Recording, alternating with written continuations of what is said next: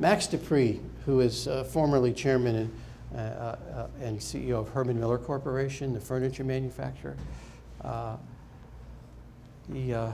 since he's retired, is doing some wonderful work in public service and servant leadership.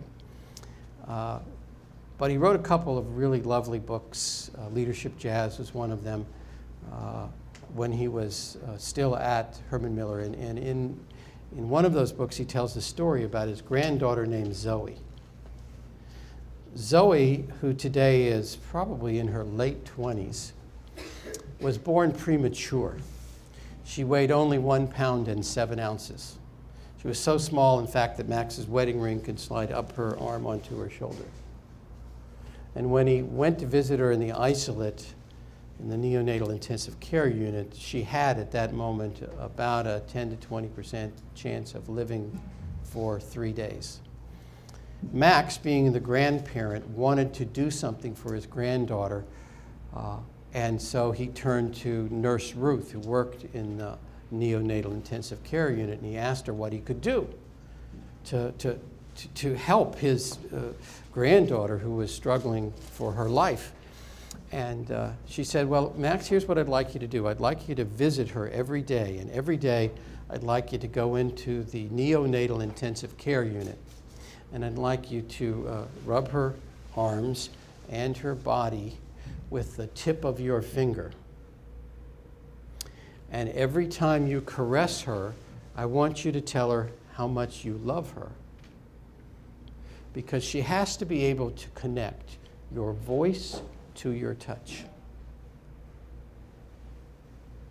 And Max said, you know, obviously what Nurse Ruth was doing was giving me the best advice for Zoe and for me as a grandparent, so I felt like I could do something.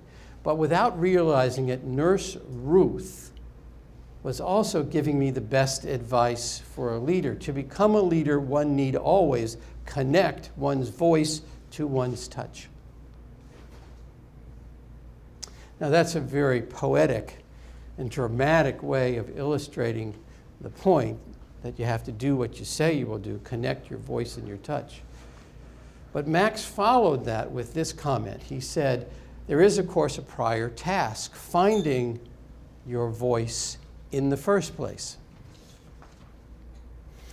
You know, as business people, we often think that this notion of values and being values-driven, I know not this group, but a lot of people I talk to, is kind of, you know, California woo-woo. It's about all this ethereal stuff. Maybe they do it at Benedictine University because of their religious affiliation, but, you know, or at Santa Clara University because it's Jesuit. But we don't do that in business.